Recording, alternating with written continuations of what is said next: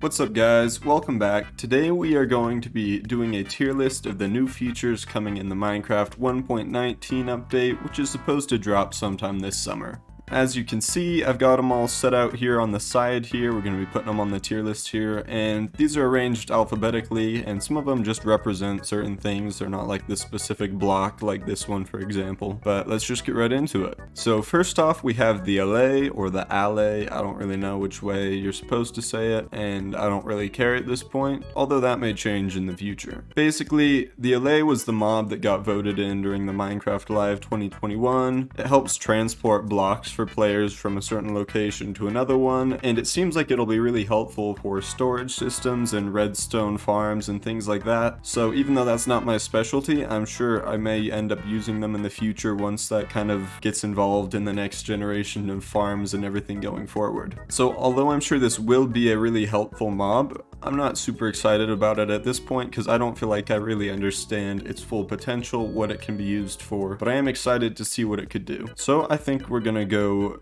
B tier for this one. Next up, we got this block here, which is representing the ancient city. So the ancient cities are probably the thing that I'm most excited about in this update, just because that's where so much of this new content is going to be, and it just seems really cool. The layout of it looks super cool. I love the design. It's nice and like spooky, and I think it's a perfect place for the Warden to be. So the ancient cities are always going to generate around Y-52, which means they're way down there. But the ancient cities are the only places you can find certain valuable items, such as the Swift Sneak enchantment, shards of music discs which you can assemble to make a new one, enchanted golden apples, and just other good loot. There's also this really cool hidden redstone laboratory that generates here that just contributes a ton to the lore of Minecraft. And this area actually has some really interesting lore based on the Skulk mechanic. So the Skulk are these blocks that grow and consume other blocks when they soak up XP, which is dropped when a mob is killed. Essentially, these ancient cities used to be populated, but as the inhabitants were killed off, the Skulk grew, and that's how it consumed the entire city and has spread to cover all of the surrounding caves. So the ancient cities, they just seem like spooky, like abandoned graveyard looking places, but this was a city that was massacred, presumably by the Wardens when they showed up. There's also this weird portal frame thing here that has some hidden purpose that we don't know about yet, which I think is really exciting. So if you can't tell by now, I'm really excited for the ancient cities. That's going to be an easy S tier for me. Next up, we have the Skulk catalyst here, which just represents the new Skulk mechanics in the game, the one I mentioned before with the XP growing, as well as the ability to transmit signals wirelessly now with vibrations. Again, this is another thing that I think is going to be really important going forward for the next generation of redstone farms and things like that. So I am really excited to see where this goes. I'm probably more excited for this than I am for the LA, just because I think it's really groundbreaking to have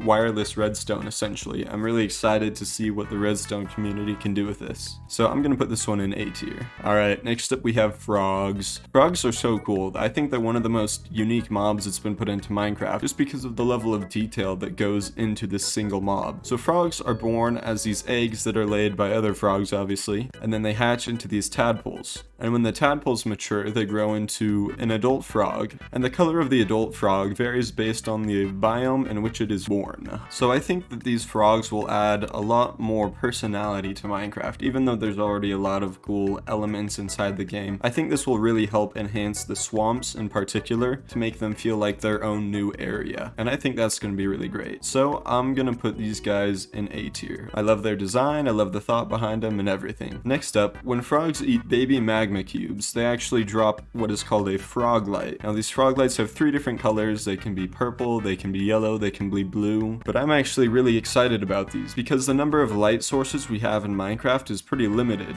and especially in terms of the color palette. We've got the yellow with the shroom lights and we've got the blue with the sea lanterns, and that's pretty much it. So I'm really excited to see some more variety when it comes to lighting up in builds, and I think this will allow us to create a lot more immersive builds that fit kind of the the feel of the build without having to sacrifice with a different color of light in there. So I'm actually really excited for these frog lights as well. Next up we have the goat horns. So these goat horns drop when a goat rams a naturally occurring block such as coal ore, emerald ore, iron ore, a log, packed ice, or stone. So there are 8 variations of these goat horns that play different sounds that you can hear from pretty far away, which I think is an interesting addition to the game, being able to communicate over far distances in vanilla Minecraft, which I think will be interesting. I'm not super excited about it. I don't think it's like necessarily groundbreaking, but I think it is a cool addition, and it makes the goats feel like they fit in a lot better to the game. So I'm gonna put them in C tier, not because I don't like them, but just because it seems like it's the most irrelevant of the things we've done so far, and I'm not personally super excited about it, although I do think it'll be cool. Alright, here we've got a Mangrove Log, which is representing the new swamps. The mangrove swamps look really cool. I think it's going to be a nice new biome, and I'm really appreciative of a new type of wood that we're getting. I think this red tone will be really interesting, and it will, again, like the frog light, allow for a lot more variety in our builds, which just creates a more interesting, more colorful, more unique game, which I'm really excited for.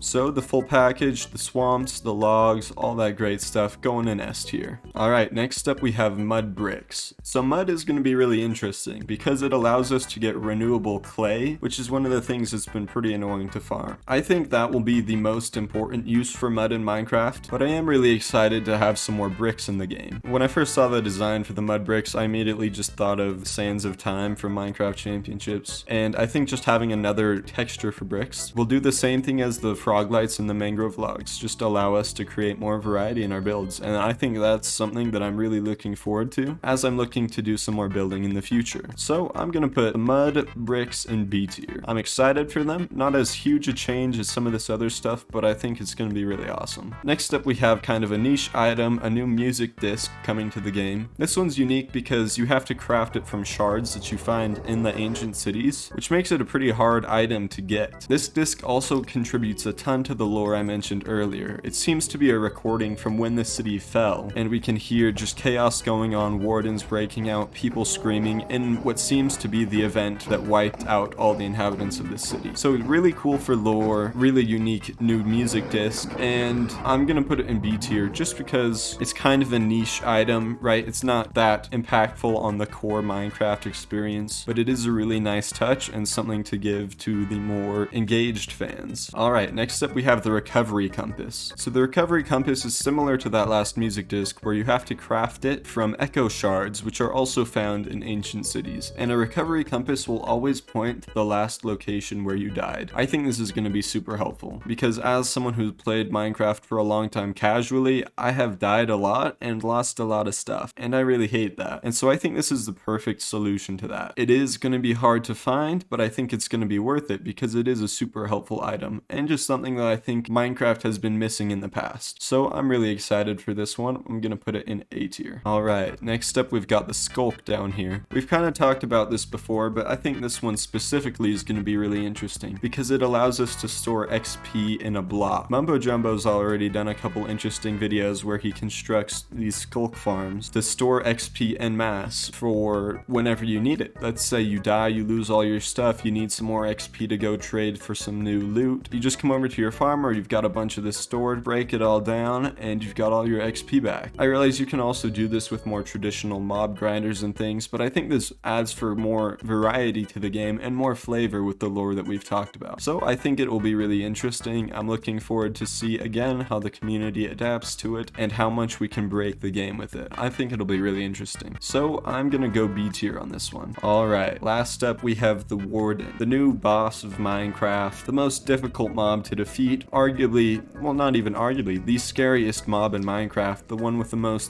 detail and thought put into it, the one with the most atmospheric impact on the game. I'm super excited for this. This kind of goes along with the ancient cities, but I feel like it needs its own dedicated section. This is gonna be so creepy. I love how it can just smell you and track you down, how it listens to the vibrations and follows you, how it does so much damage, how it has a sonic boom attack. I just think the Warden is going to be so huge for Minecraft, and I think it's going to really impact the game going forward. And I think this sets the tone for Minecraft as a more challenging game. I realize I've died a lot in Minecraft and in my hardcore series, but there are people who have been playing in the same hardcore world for years, and I think adding the deep dark Skulk with this real threat in the Warden just takes it up a notch. I'm really excited to see where they go from here, if this is kind of the hardest they're gonna make the game, or if they would consider adding maybe a nether boss or something like that that is of equal difficulty to the Warden, or maybe harder. But all things said, I'm just really excited for the Warden. I think it is going to be awesome. I'm super excited and scared to run into it, try and fight it, see how it goes. And so yeah, this one is an easy S tier for me. Alright guys, there is my 1.19 Minecraft tier list. I realize everything's pretty high up on the tier list, but that's just because I'm genuinely really excited for this update. I think all this stuff they're adding is going to be great. I am disappointed we're not getting the fireflies in here, because I was really excited for those. I love the atmosphere that they create, but I'm happy to wait considering we're finally getting the deep dark and all the stuff that we've been waiting for. So yeah, I can't wait for the new update to drop to start doing a new series and just explore all this stuff with you guys. I'm super excited. Anyways, as always, thanks a ton for watching. Feel free to like, subscribe, but most importantly, have a great day, and I will see you guys next time. Peace.